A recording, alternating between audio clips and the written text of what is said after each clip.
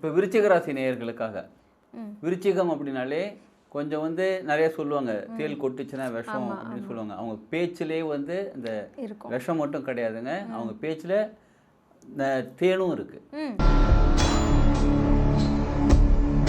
முக்கியமாக அவங்க பொருளாதாரத்துக்காக நீங்கள் ஒரு ஐடியா வச்சுருப்பீங்க, இதை செஞ்சால் நமக்கு கரெக்டாக இருக்கும், இதை இப்படி பண்ணலான்னு ஒரு ஐடியாவோடு இருப்பீங்க பாருங்கள். விருச்சிக ராசிக்கு நடக்கக்கூடிய நிறைவான அந்த மூன்றாவது விஷயம் என்ன விஷயம்? சிலர் கேட்பீங்க, இடுப்புக்கு மேலே வலி இருந்தால் என்ன பண்ணுறது?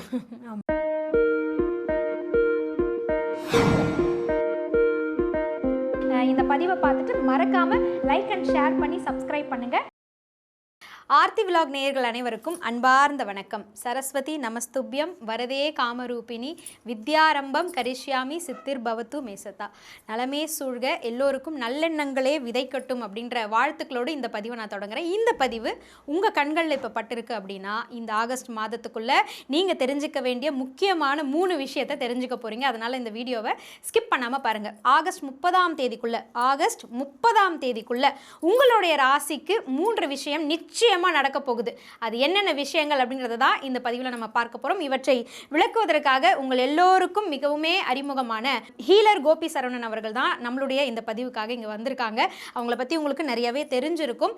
ஆன்மீக ரீதியாகவும் சரி, ஜோதிட ரீதியாகவும் சரி, உளவியல் ரீதியாகவும் சரி, இல்ல தாந்திரீக ரீதியாகவும் சரி, உங்களுக்கு என்னென்ன மாதிரியான தீர்வுகள் வேணுமோ ரொம்ப அழகா தெளிவா எளிமையா எடுத்து சொல்லக்கூடிய நபர். அது மட்டும் இல்லைங்க, ஒரு சின்ன குறிப்பு மட்டும் உங்களுக்கு கொடுக்குறேன். எனக்கு வந்து டேட் ஆஃப் பர்த் தெரியாது, இல்லைனா எனக்கு வந்து பிறந்த நேரம் தெரியாது, ஆனால் என்னுடைய ஜாதகம் எதிர்காலம் இதை நான் வந்து தெரிஞ்சுக்கணும் அப்படின்னு நீங்கள் நினச்சிங்கன்னா பல வழிமுறைகள் இருக்குது. அந்த வழிமுறைகள் மூலமாக உங்களுடைய வாழ்க்கையின் பாஸ்ட் என்ன, ஃபியூச்சர் என்ன, எதிர்காலம் என்ன என்பதை எடுத்து சொல்லக்கூடிய வல்லுநராக இருக்கிறாரு. இப்போ கோபி சரவணன் அவர்கள் மூலமாக தான் இந்த ஆகஸ்ட் 30ஆம் தேதிக்குள்ள உங்களுக்கு கண்டிப்பாக நடக்க போகிற அந்த விஷயங்கள் என்னென்ன அப்படின்றத நம்ம தெரிஞ்சுக்க போகிறோம். வாங்க அவரை சந்திக்கலாம்.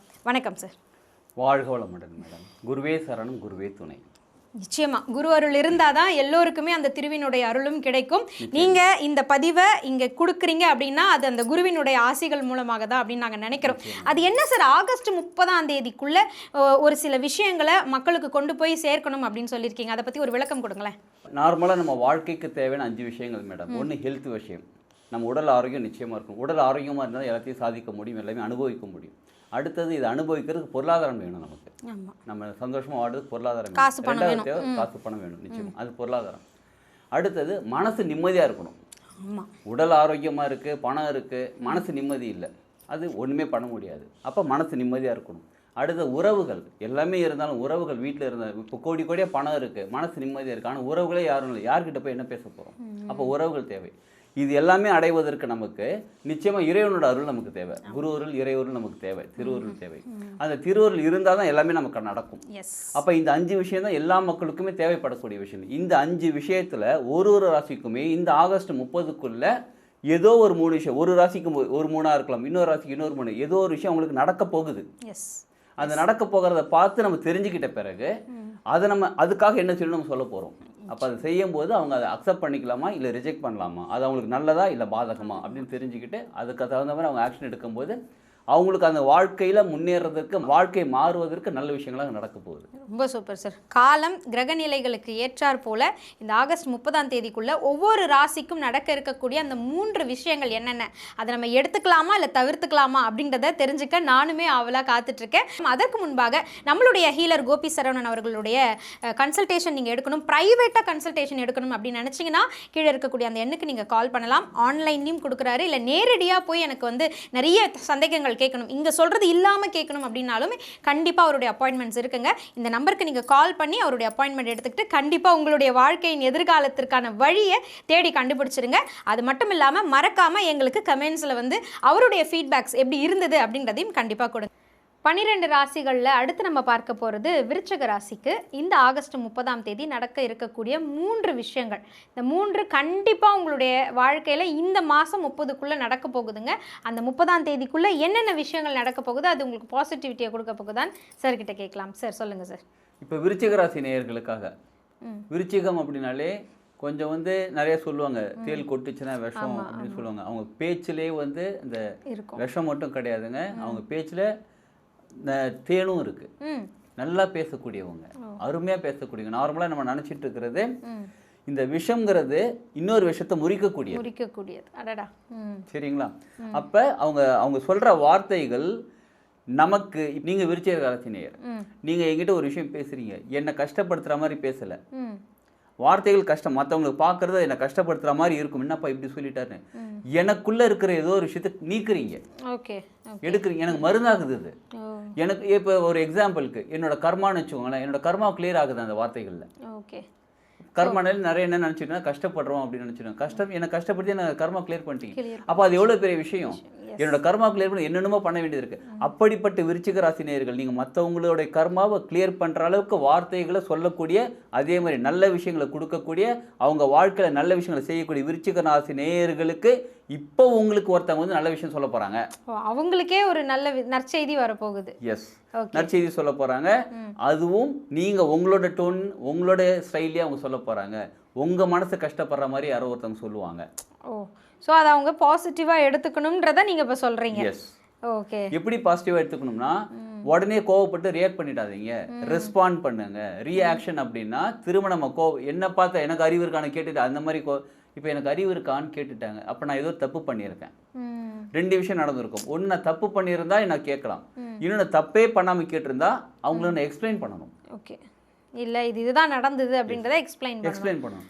அப்போ அதை நீங்கள் வந்து இது உங்கள் கர்மா கிளியர் ஆகுது, உங்களுக்குள்ளே ஒரு மாற்றம் ஏற்படுத்துறதுக்காக அவங்க வந்து பேசுகிறாங்க. அது ரோட்டில் போகிறவங்களா இருக்கலாம், வீட்டில் இருக்கிறவங்களா இருக்கலாம், ஆஃபீஸில் இருக்கிறவங்களா இருக்கலாம். நீங்கள் செய்யாத தப்பு யாரோ அவங்களை திட்டலாம், நீங்கள் செஞ்ச தப்பு உங்களுக்கு சுட்டி காட்டலாம். எதுவாக இருந்தாலும் ரியாக்ட் பண்ணாதீங்க, ரெஸ்பாண்ட் பண்ணுங்க. எந்த அளவுக்கு நீங்கள் ரெஸ்பாண்ட் பண்ணுறீங்களோ அந்த அளவுக்கு உங்களுடைய வாழ்க்கையில் இருக்கக்கூடிய ஒரு தேவையில்லாத ஒரு பெரிய விஷயம் உங்களை விட்டு நீங்கள் போகுது. அதனால இது கர்மாவா, இது பேசிக்காக சொல்ல போனால் கர்மா, ஏதோ ஒரு விஷயம் நீங்கள் போகுது, அதனால அதை அக்செப்ட் பண்ணிக்கோங்க. Okay okay. 30ஆம் தேதிக்குள்ளே உங்ககிட்ட கொஞ்சம் கடிந்து கொள்கிற மாதிரியோ இல்லை உங்கள் மனசை வருத்தப்படுற மாதிரியோ ஏதோ ஒரு சில வார்த்தைகளை நீங்கள் கேட்க போகிறீங்க. பட் அது வந்து உங்களுடைய நல்லதுக்காக தான். அதுக்காக நீங்கள் எமோஷன் ஆகி உணர்வு ரீதியாக உணர்வுபூர்வமான விடைகளை அதுக்கு கொடுத்துடாம கண்டிப்பாக அதை வந்து எதிர்கொண்டு அதற்கு என்ன அறிவுபூர்வமாக யோசித்து செயல்படலாம்னு செஞ்சிங்கன்னா கண்டிப்பாக இந்த 30ஆம் தேதிக்குள்ளே உங்களுக்கு இருக்கக்கூடிய கர்ம வினைகளில் கொஞ்சம் வந்து நீங்கி அது உங்களுக்கு ஒரு பாசிட்டிவிட்டியை கொடுக்கும்னு சொல்லியிருக்காங்க. ஒரு புதுமையான விஷயம் தான் அவர் சொல்லியிருக்காரு. வாழ்த்துக்கள். இன்னும் 2 விஷயங்கள் இருக்குது, என்னன்றதை கேட்போம். முக்கியமாக உங்கள் பொருளாதாரத்துக்காக நீங்கள் ஒரு ஐடியா வச்சுருப்பீங்க, இதை செஞ்சால் நமக்கு கரெக்டாக இருக்கும், இதை இப்படி பண்ணலான்னு ஒரு ஐடியாவோடு இருப்பீங்க பாருங்கள். அந்த ஐடியாவில் இன்னும் சில விஷயங்களை ஆட் பண்ணுங்க, இல்லைன்னா தேவையில்லாத விஷயங்கள் அதுலேருந்து எடுத்துடணும். அதற்கு உங்களுக்கு ஐடியா கொடுக்குறது, சஜஷன் கொடுக்கறதுக்கு மேபி உங்கள் ஐடி ப்ரொஃபஷன், அதாவது இன்கம் டேக்ஸில் இருக்கிறது யாராவது உங்களுக்கு சார்ட்டர்ட் அக்கௌண்ட்டாக இருக்கலாம், இல்லை அக்கௌண்ட் தெரிஞ்சவங்களாக இருக்கலாம்.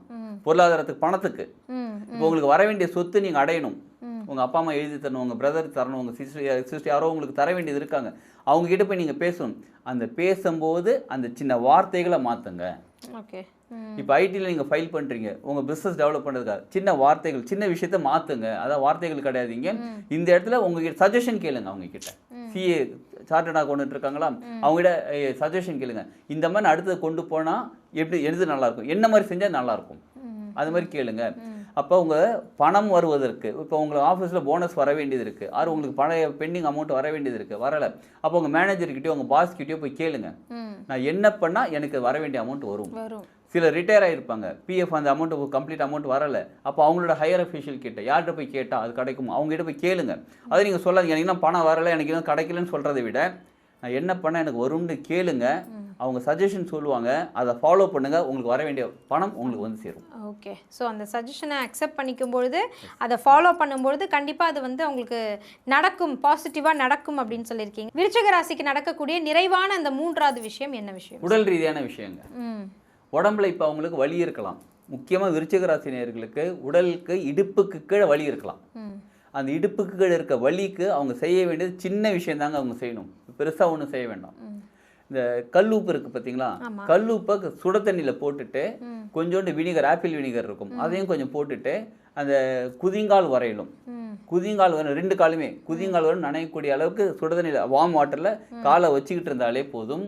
இப்போ மற்ற ராசிகளுக்கு நிறைய விஷயங்களை சொல்லும்போது பிரபஞ்சம் சொல்லுவாங்க, இவங்க கிட்ட சஜஷன் கேட்கணும், இவங்களுக்கே ஓன் ஐடியா தோணும்னு சொல்லிட்டு இருப்பாங்க. இப்போ நம்ம சொல்கிற இந்த பரிகாரம்னு சொல்ல முடியாது, இது அவங்க உடல் ரீதியான சம்மந்தப்பட்ட பிரச்சனைக்கான சொல்யூஷன். இது ஒரு 15 நிமிஷம் அதை காலில் வச்சிருக்கணும். சுடுதண்ணி சூடு கம்மியாச்சுன்னா கொஞ்சம் சுடுதண்ணி ஆட் பண்ணிக்கிட்டு உங்கள் காலில் வச்சுட்டு அதுக்கப்புறம் கால் நல்லா தொடச்சிட்டு எண்ணெய், நல்லெண்ணெய் இல்லைன்னா தேங்காய் எண்ணெய் நல்லா போட்டு மசாஜ் பண்ணும்போது அவங்க இடுப்புக்கு கீழே இருக்கக்கூடிய வலிகள் சரியாகும். சிலர் கேட்பீங்க, இடுப்புக்கு மேலே வலி இருந்தால் என்ன பண்ணுறது? இப்போ அடுத்தது 2 கை இருக்குது பார்த்தீங்களா, இந்த 2 கையுமே வந்து வெறும் கைன்னு நினச்சிட்டு இருக்கோம், பாம் நினச்சிட்டு இருக்கோம். இதுதான் மொத்த உடம்புமே.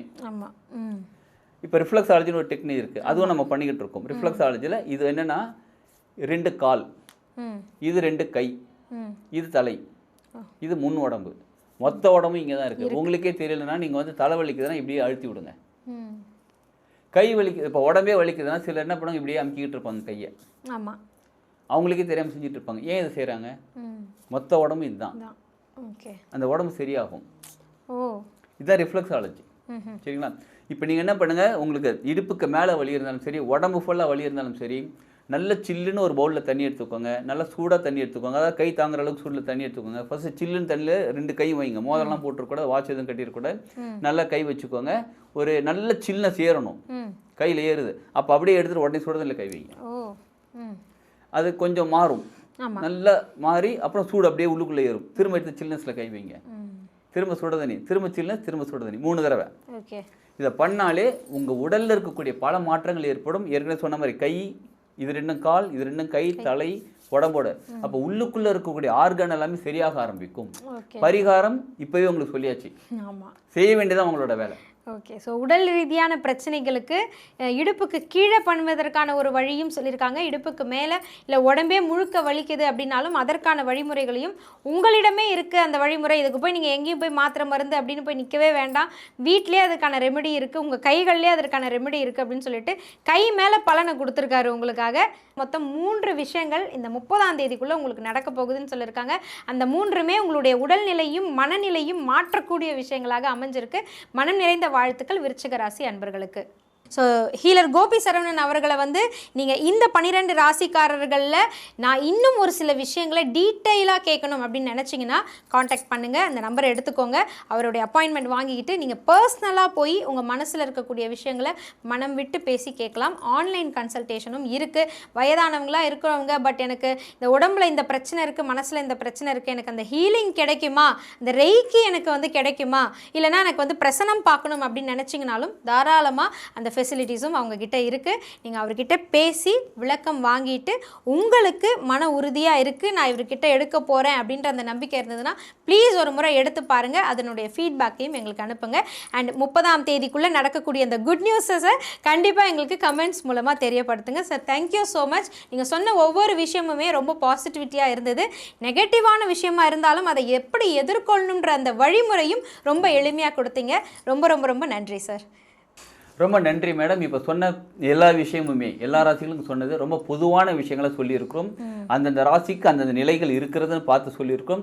ஒரு சிலருக்கு அவங்களோட லக்னம், அவங்களுடைய கட்டம், அவங்களோட தசாபுத்தி இதெல்லாம் பார்த்து சில மாற்றங்கள் ஏற்படும். அந்த மாற்றங்கள் ஏற்படுது என்னதான் பண்ணுறதுன்னு தெரியலன்றவங்க வீடியோவில் இருக்கக்கூடிய நீங்கள் சொன்ன மாதிரி கான்டாக்ட் நம்பர் கான்டாக்ட் பண்ணி அப்பாயின்மெண்ட் வாங்கிக்கிட்டு உங்களுக்கு தனிப்பட்ட முறையில் நீங்கள் பேசும்போது இன்னும் தெளிவு உங்களுக்கு கிடைக்கும், இன்னும் தெளிவான பரிகாரங்கள் சொல்ல முடியும். அதை நீங்கள் செய்யும்போது நிச்சயமாக உங்கள் வாழ்க்கையில் நல்ல பெரிய மாற்றம் ஏற்படும். எல்லாருக்குமே சந்தோஷம் ஜாலியாக இருக்கிறது தான் வாழ்ந்துட்டு இருக்கும். அந்த சந்தோஷம் மகிழ்ச்சி நமக்கு கிடைக்கும். கண்டிப்பா ஏதாவது ஒரு வழியை நமக்கு வந்து கடவுள் கொடுப்பாரா அப்படின்னு நினைக்கக்கூடியவங்க கண்டிப்பா நம்மளுடைய கோபி சரவணன் அவர்களை வந்து நீங்க காண்டாக்ட் பண்ணுங்க. பல வழிமுறைகள் அவர்கிட்ட இருக்கு. எந்த வழிமுறை உங்களுக்கு உகந்ததா இருக்கும் அப்படின்றத சூஸ் பண்ணி கொடுக்கறதுல எக்ஸ்பர்ட்டா இருக்காரு. ஸோ கண்டிப்பா ஒரு முறை கன்சல்ட் பண்ணி பாருங்க.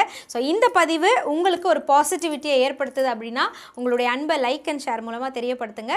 மறக்காம சப்ஸ்கிரைப் பண்ணுங்க.